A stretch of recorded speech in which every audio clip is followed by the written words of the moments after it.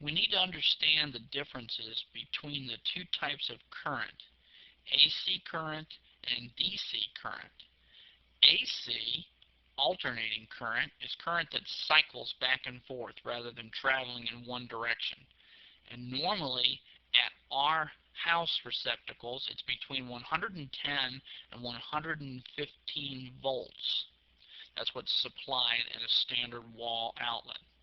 However, the AC current that is in the power lines that are high in the air could be thousands of volts. And that's the advantage of AC current, because if you remember, voltage is pressure.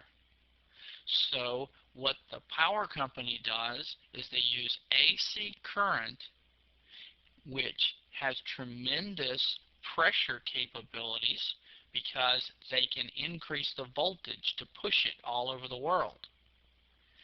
Then they can use what's called a transformer to transform that power down to a lower voltage that then we can use in our house. So AC current is a current that is produced by the power company and that is provided to our house. It's actually provided in two different ways to most houses. We can use two of the circuits so that we can have basically what we call 240 volts to run washers and dryers and ranges, high voltage appliances. But most of the wall outlets are 110 to 115 volts AC. But computers don't run on alternating current.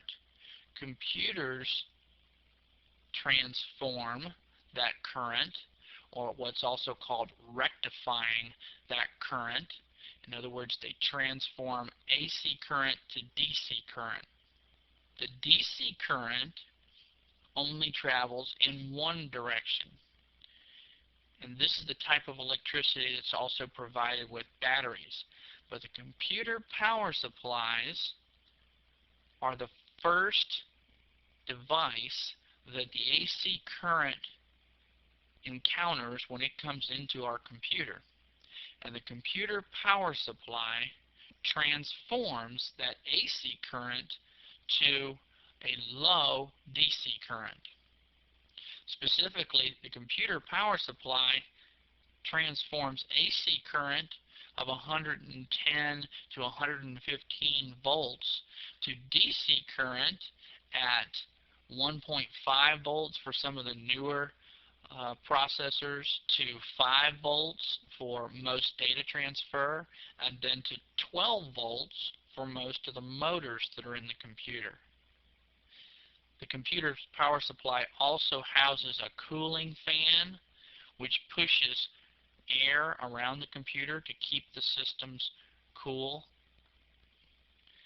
And the computer power supply is responsible for providing conditioned power throughout the entire computer.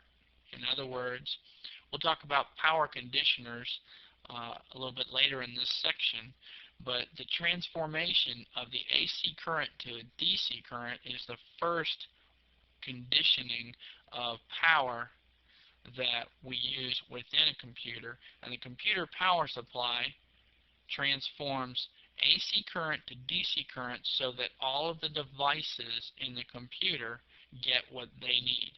We need to make sure that the wall outlet is configured properly so that we don't damage our computer. The wall outlet will have a neutral side, a hot side, and a ground side. Typically, the smallest hole of the two top holes is the hot side, and then the kind of D-shaped, D on its side shaped hole on the bottom is the ground. We can test to make sure that an outlet is configured properly with an AC outlet tester. These AC outlet testers can be purchased at any electronics store or computer store, and they have the ability to test an outlet to make sure that it's configured properly, and if it's not configured properly, to let us know exactly what needs to be changed in that outlet. Each electrical component is made for a specific use, and we'll talk about some of the electrical components and the purpose of each next.